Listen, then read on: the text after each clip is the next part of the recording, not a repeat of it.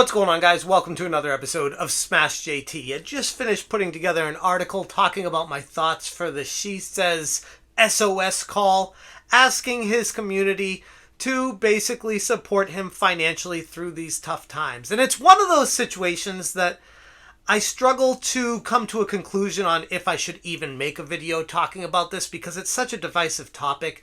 I know there's a lot of fans of Shesez, over 1 million subscribers, but this kind of stuff on YouTube is starting to really get on my nerves.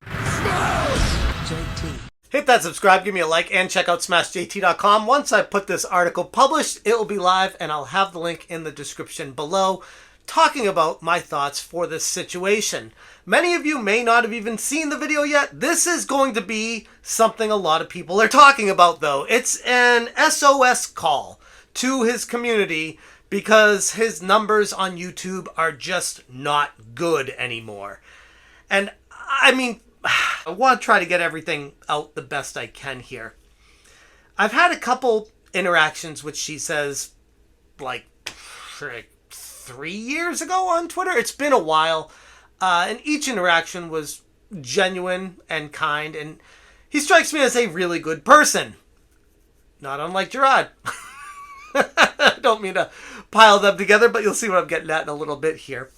But I didn't have any issues with him, and by all accounts, everyone in the community thinks he's a good guy from what I can gather, and he seems like he's got his stuff together, and he's got a good brand for himself. If you're not familiar with Shesez, he's the guy that does the boundary break stuff. He does the videos exposing the exterior of games that you're not supposed to see by breaking the walls and going beyond them and kind of showing you a different perspective of a level or where the characters can go and stuff like that. And sometimes it can be genuinely fascinating.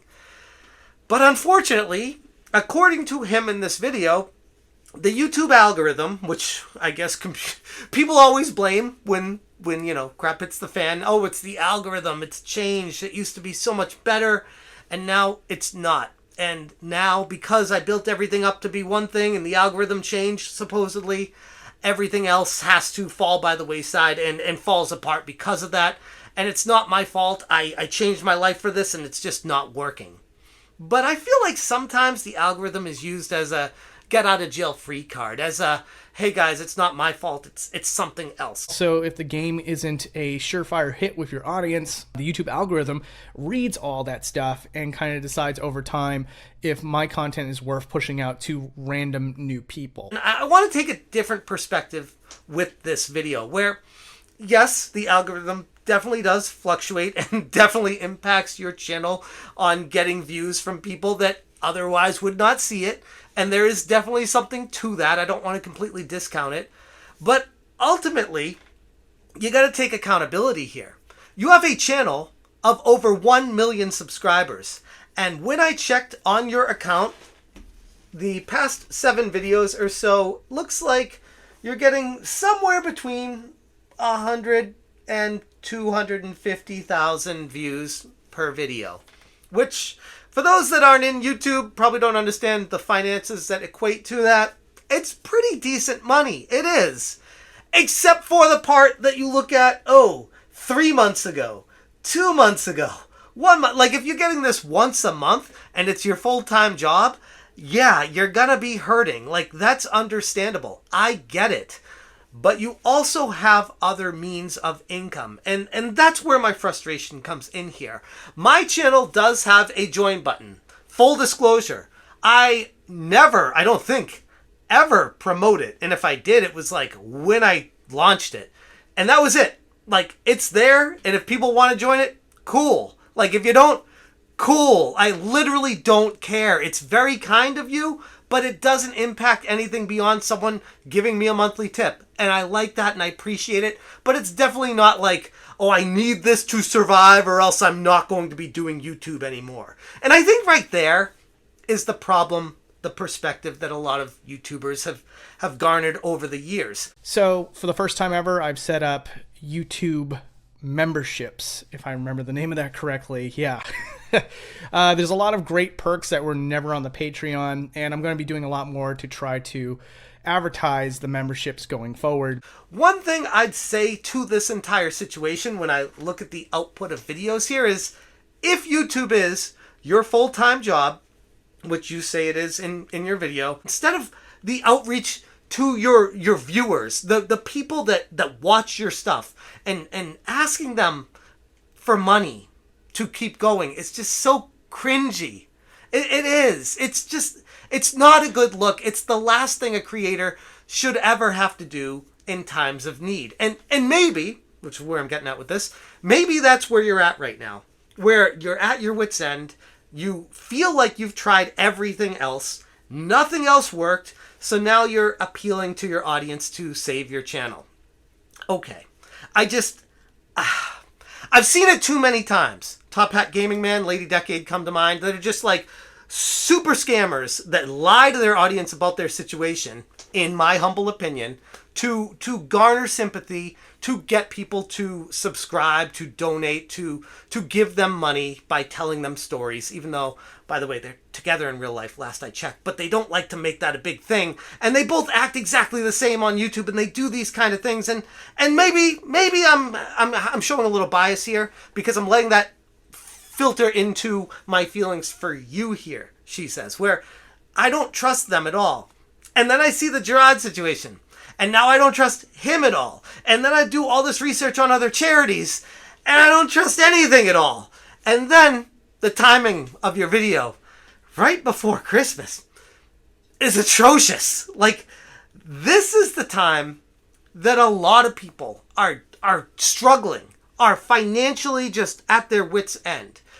And they see a channel on YouTube making videos for a living that has 1 million subscribers, asking them for money.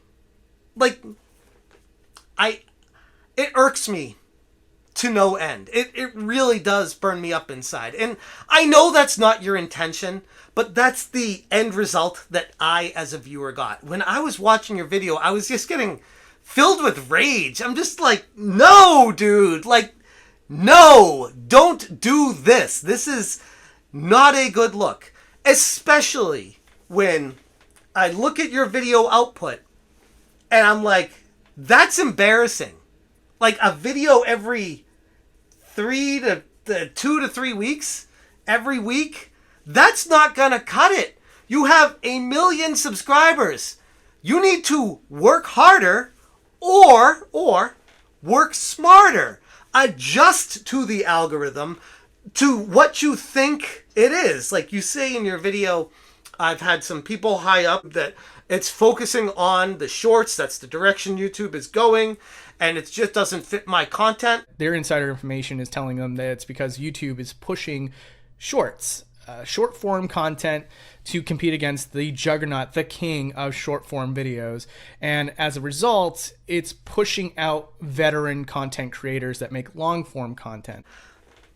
I think it fits your content perfectly. Like, if you feel like shorts are the way to go, which, I mean, that's debatable for a whole nother video, but if you feel like that's the truth, why can't you make shorts talking about Boundary Break? Like, if you think that's the way to grow and make money, have at it. It's just so strange to me that instead of seeing you try different things, you immediately go to begging for money from your audience. That's not a good look. It's just not.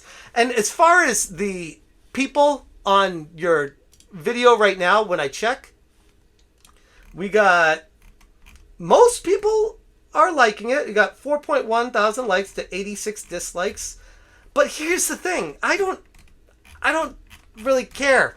I take that with a grain of salt, because that was the same thing that happened with Gerard, by the way.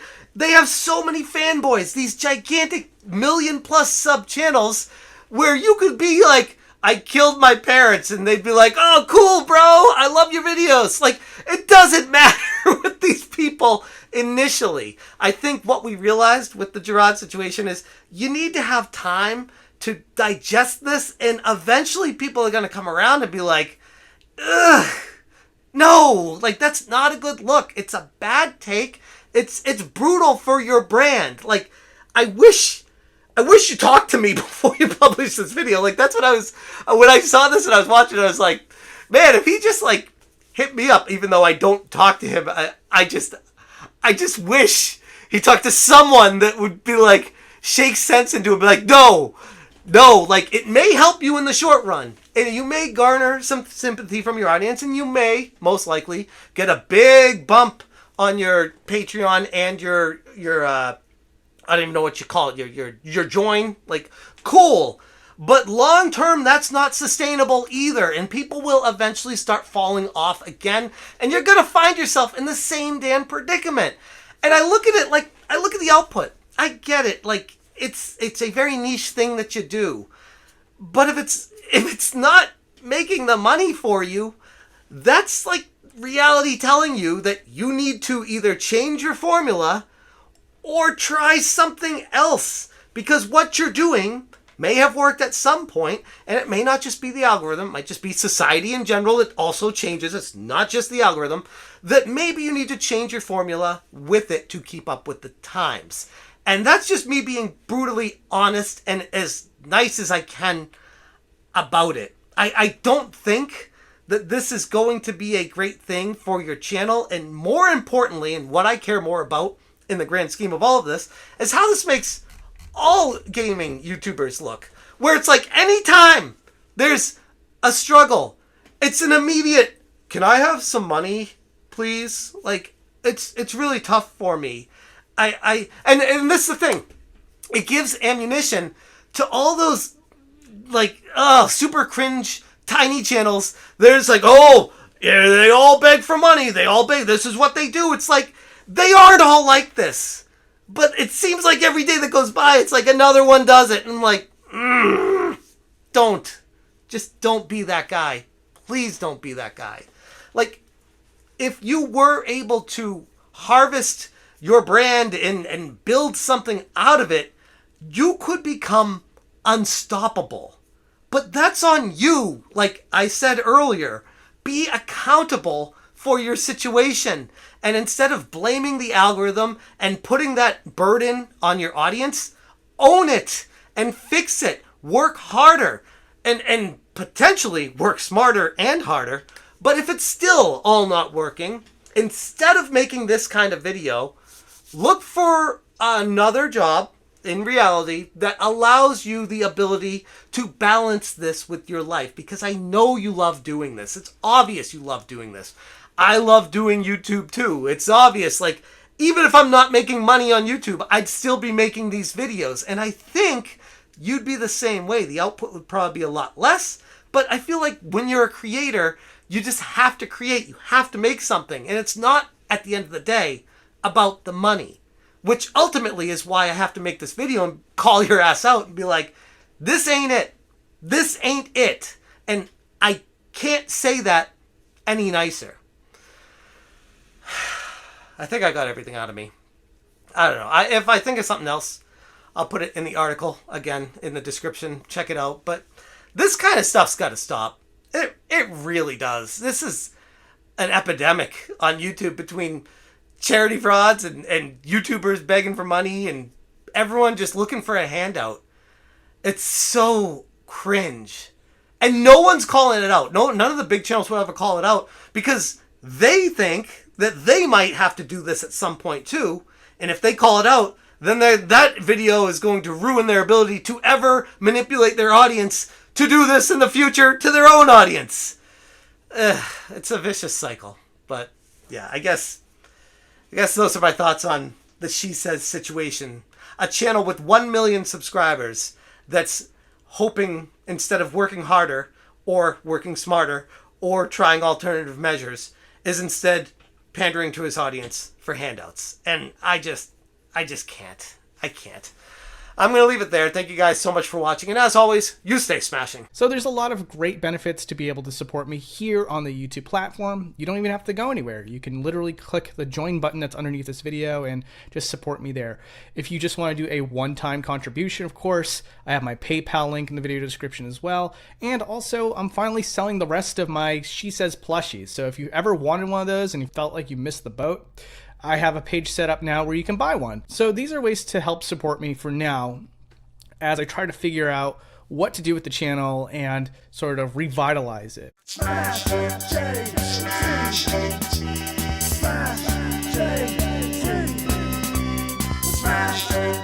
Smash JT.